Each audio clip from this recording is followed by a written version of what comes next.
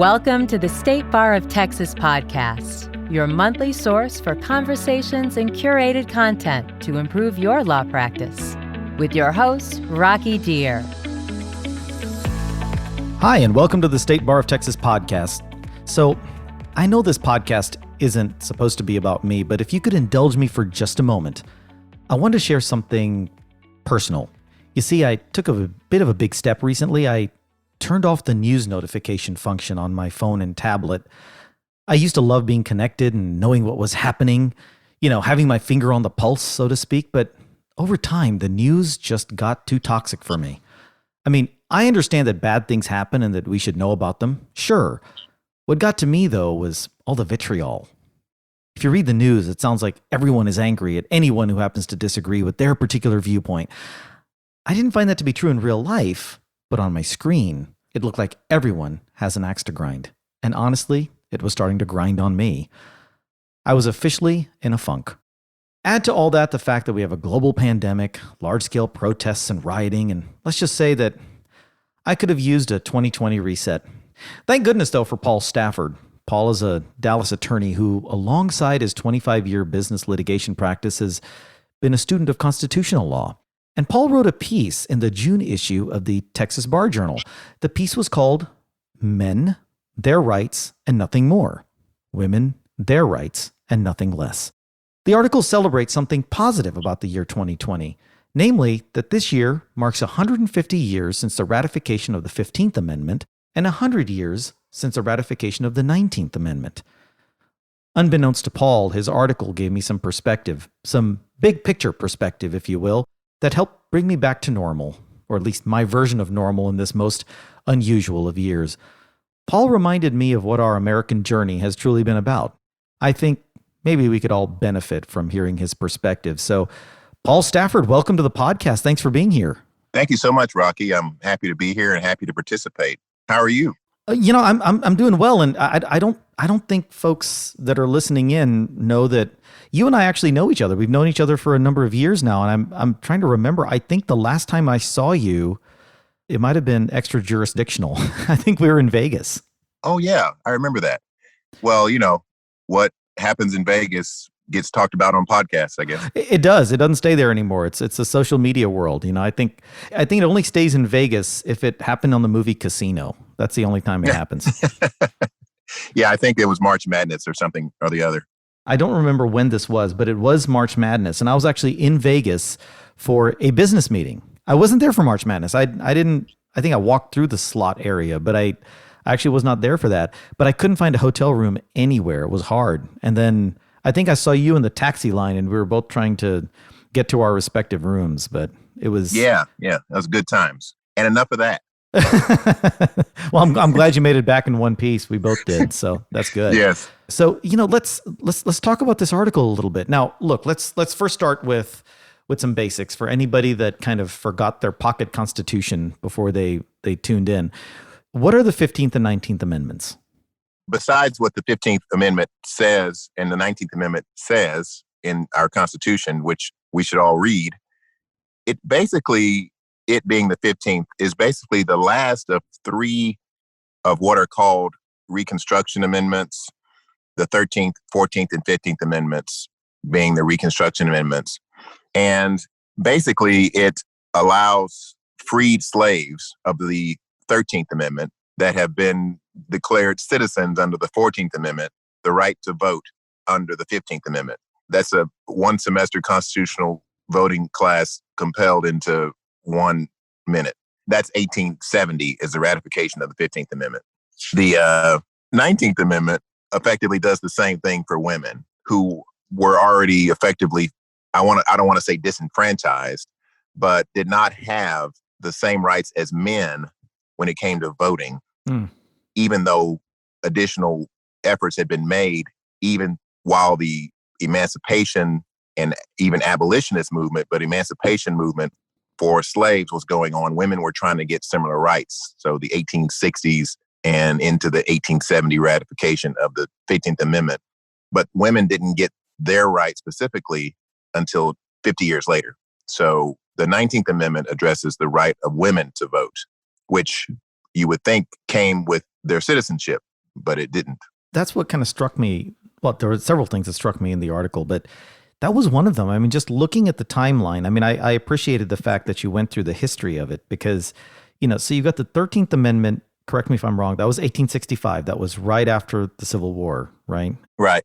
And then you get the 14th, 1868, and then Correct. The 15th happens in 1870. So you've got these kind of intervening years between each of these amendments. And it almost, in hindsight, we would think all of that would kind of happen together, but it was done piecemeal. Do you have any idea why? I have lots of ideas why.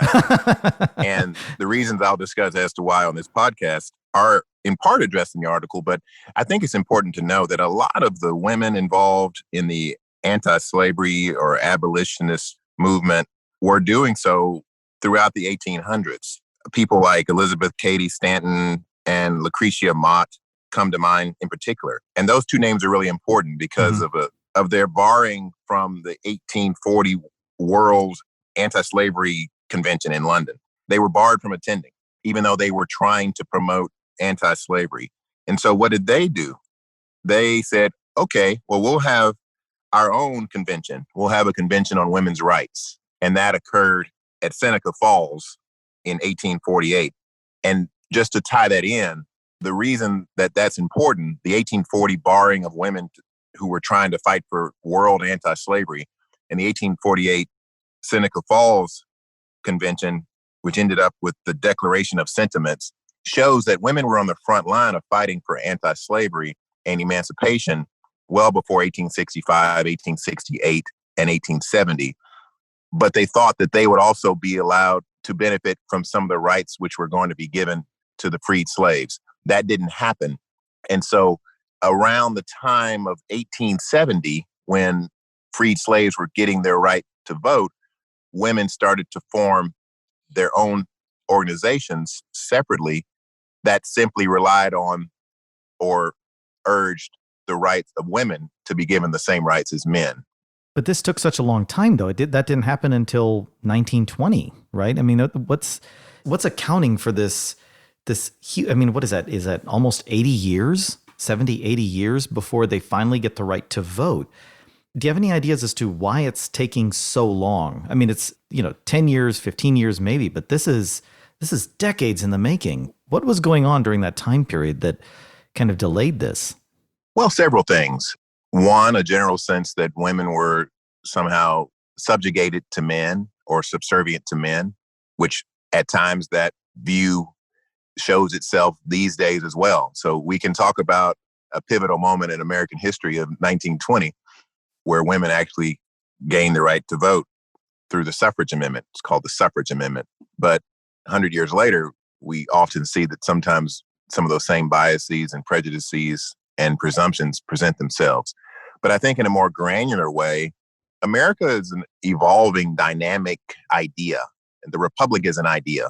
And I won't get too esoteric or get in too elevated of a space, but in the article and in studying constitutional law as well as the history of America or of this republic, you can go back to Point Comfort and see the first recorded arrival of slaves or people of African or Black descent 400 years ago, and the struggle of 250 years that it took for those people to not only become freed, but to become citizens and to get the right to vote. And then the additional 50 years it took to recognize that those same rights should not only apply to men, but should apply to women. But I think it's just a general evolution of thought as to equality, liberty, and justice, things that we say that we believe and that we've written in one of our foundational documents, but we've had a bit of difficulty actually applying them and implementing them in our society. And I think that's the easiest and best answer. And it's also the uncomfortable truth. And sometimes those things go together. It's interesting because, well, first let's step back for a second. What made you decide to write this article at this time? I mean, I understand the 150 and the 100 years and the benchmark, but what kind of made you think, okay, I want to write an article about this and here's what I want to present? Good question. I'm just a student of the Constitution. Obviously, I was a student of the Constitution in law school, in constitutional law class, but I enjoy history. the only day I ever got called on in law school was the day that they talked about Brown versus Board of Education. Mm. And so being the only African-American male in my entire class, not just that class of con law, but my entire class, it made me think about the Constitution itself that day. I did. And some of the inherent contradictions in what we say that we believe and in the way that we actually behave. So taking that forward 25 years or 30 years, it's been a process for me personally to make sure that people know what we say that we are, and what we supposedly want to be.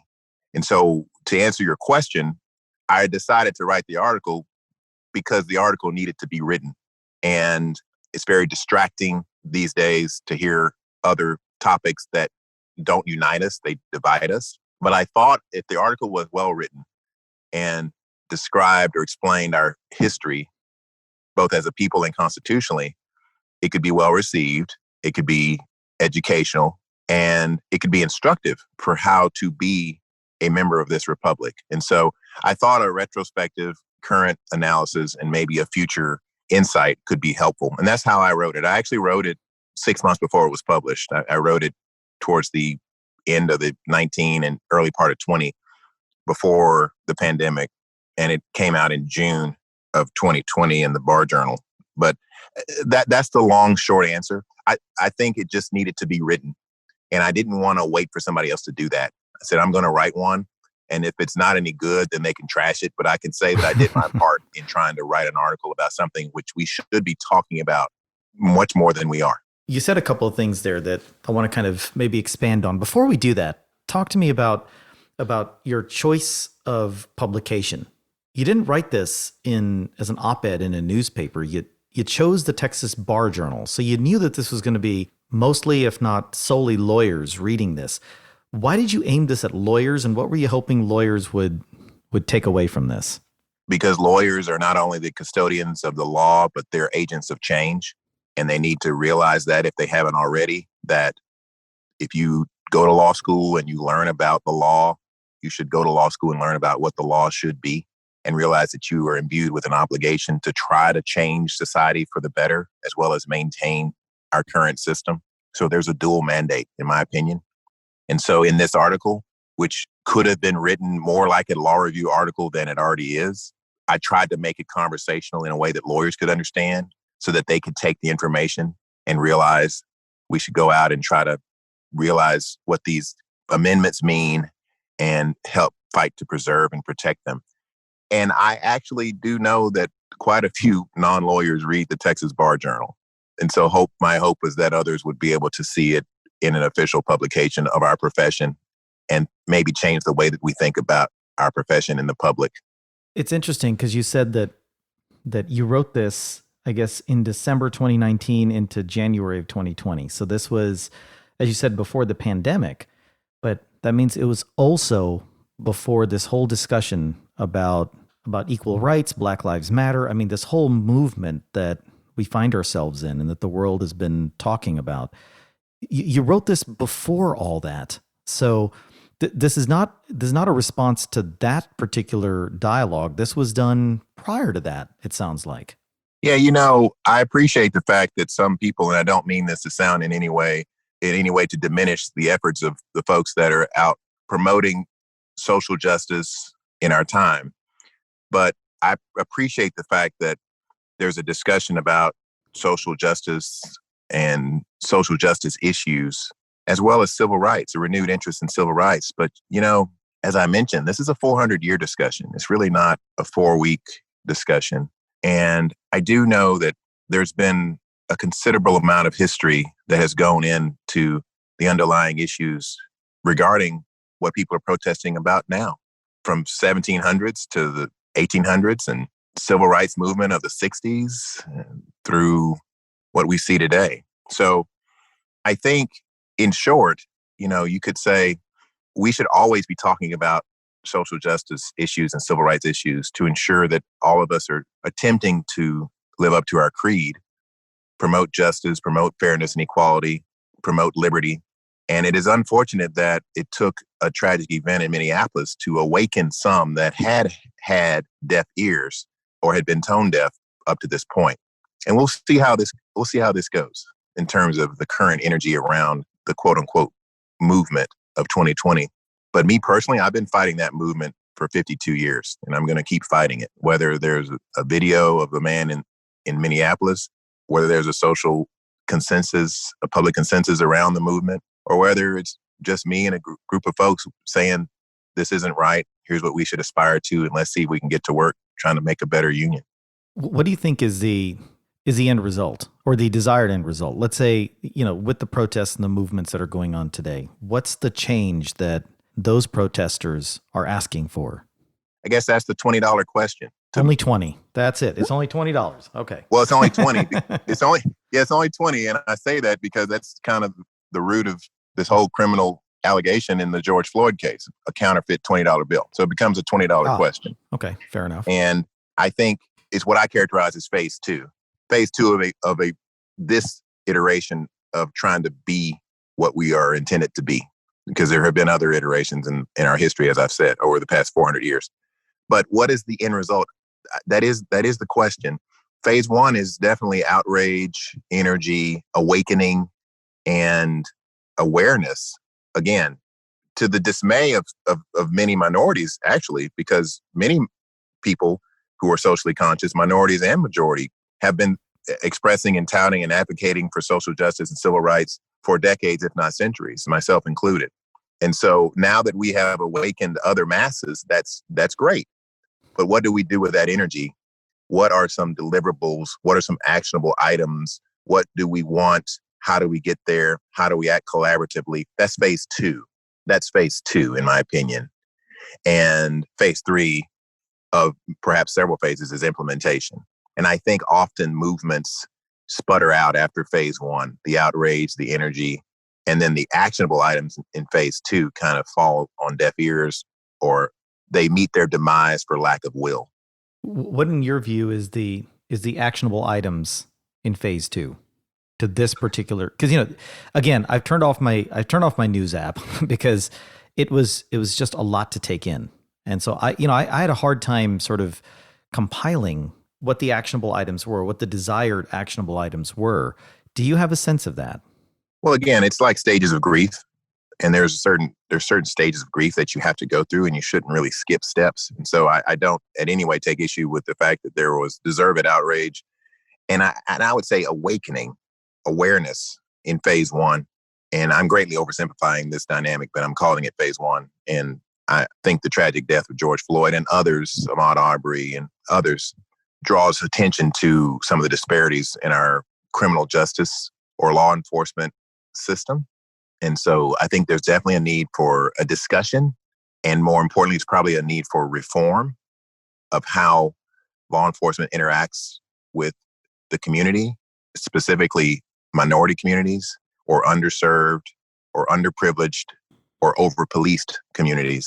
And I also believe that in a larger sense, the root of a lot of the discontent that we're seeing in the streets, and again, this does tie in with voting and enfranchisement, which is addressed in the article. It is, yeah. But a lot of the discontent that we see is rooted in our policies or lack thereof, especially regarding the opportunities for economic advancement or even employment, or the lack of those opportunities in some neighborhoods, the lack of educational opportunities, the lack of affordable, accessible healthcare.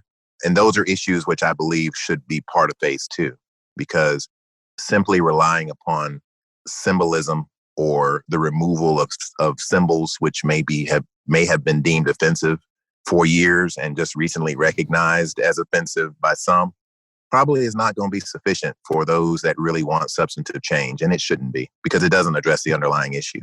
Well, there are a lot of distractions. I mean, I read recently that apparently Hulu has removed an episode of The Golden Girls because it might offend some people. And I think there's been some backlash saying that that's kind of window dressing. We're not worried about a Golden Girls episode. We're worried about systematic change moving forward. And I think it sounds like what you're saying is those window dressing actions are kind of distracting everybody from what they really should be talking about. Is that a fair summary?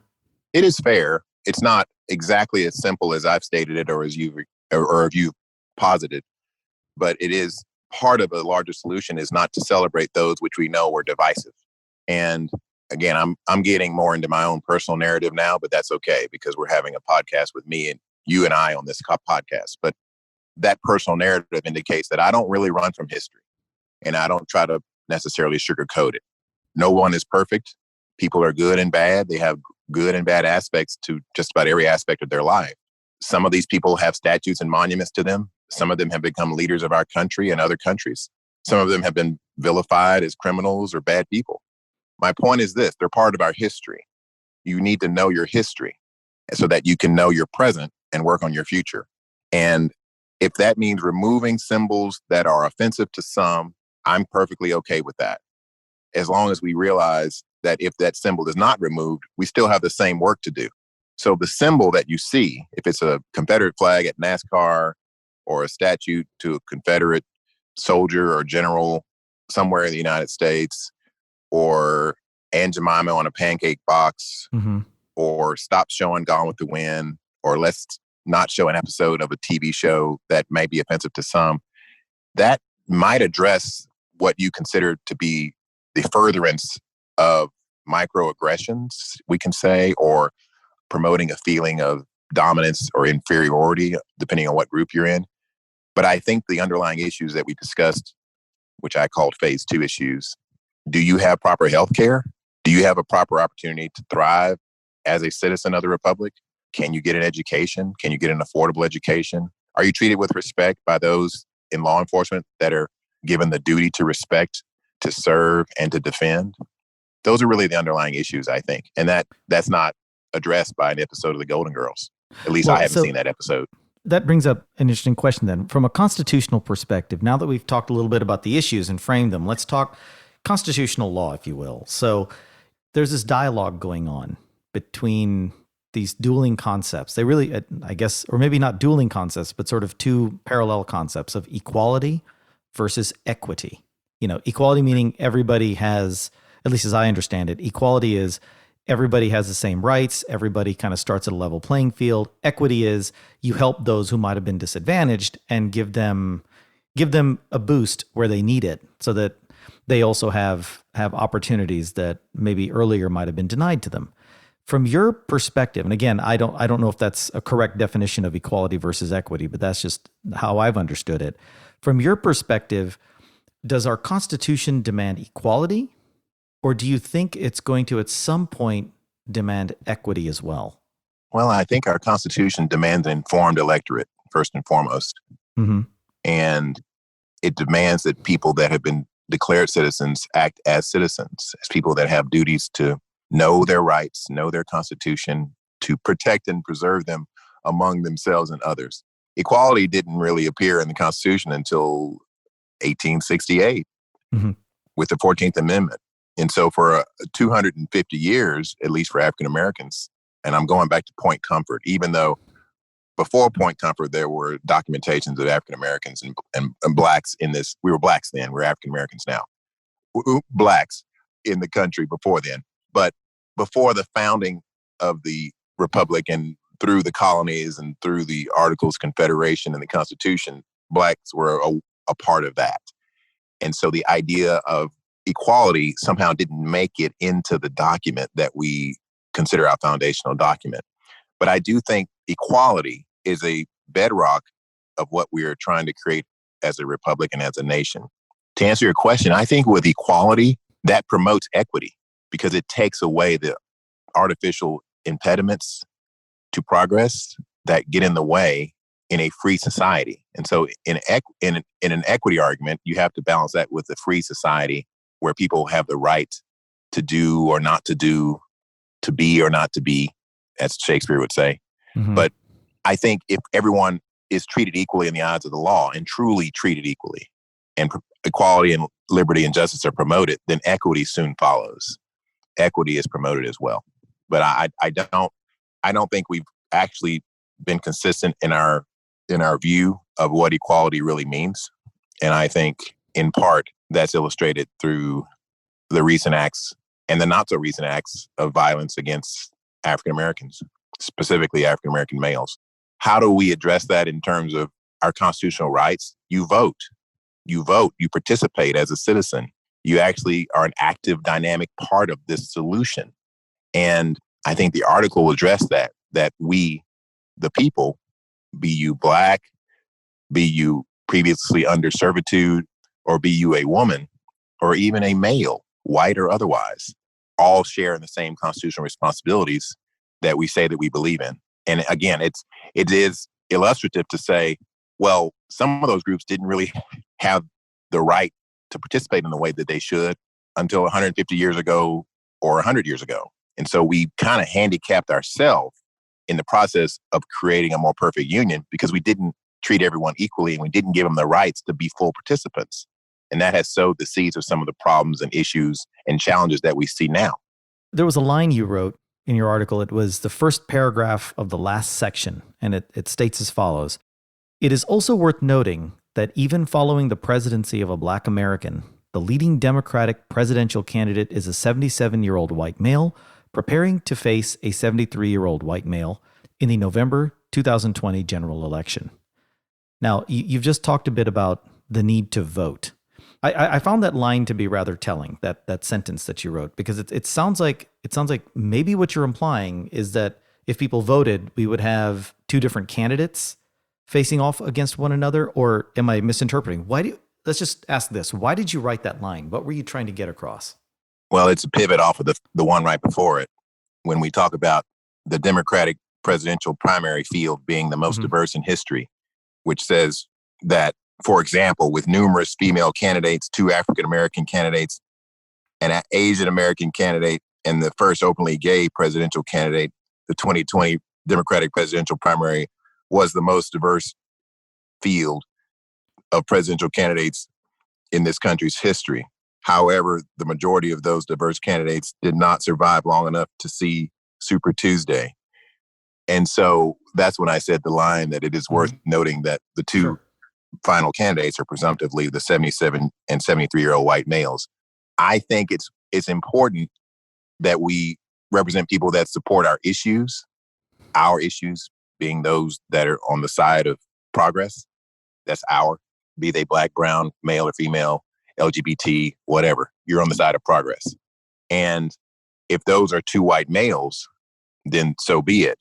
But we have to draw a distinction between getting participation ribbons and actually winning the race. And so we can say, oh, well, we've invited a bunch of people to participate that are from diverse and inclusive backgrounds. And that's great. And that's actually progress. But in this cycle, in this election, in this time, it does boil down to 2 white males. For some, that somehow signals defeat for inclusion or diversity. And it may or may not. That's another podcast. But if our views are being presented and those views being on a path to progress, then I believe we can still accomplish our goals of equality, justice, liberty, freedom, and other things which are underlying some of the social and societal unrest of today. Do I believe that we were ready for a Black president? No, we weren't ready. But we had one for 8 years, and he was good at what he did. Do I believe that we are ready for a female president? I would hope that we are. Do I believe that any of the other candidates, LGBT, Asian American, any of the other candidates that were running or have run on either party side or any party side could be president of the United States? Yes. But they didn't win the primaries. And so, again, that's telling because maybe as a society, we're not quite as ready as we would like ourselves to believe.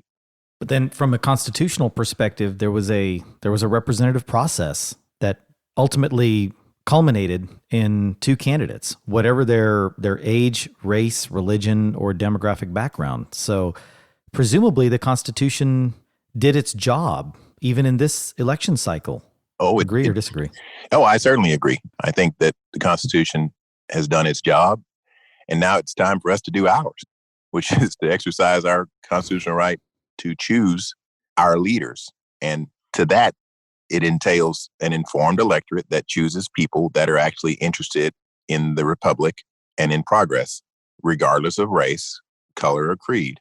I guess it's up to us to decide, like it was reported that Ben Franklin said, and when he was asked at the Constitutional Convention by a gentleman, he said, what have you given us? What have you given us?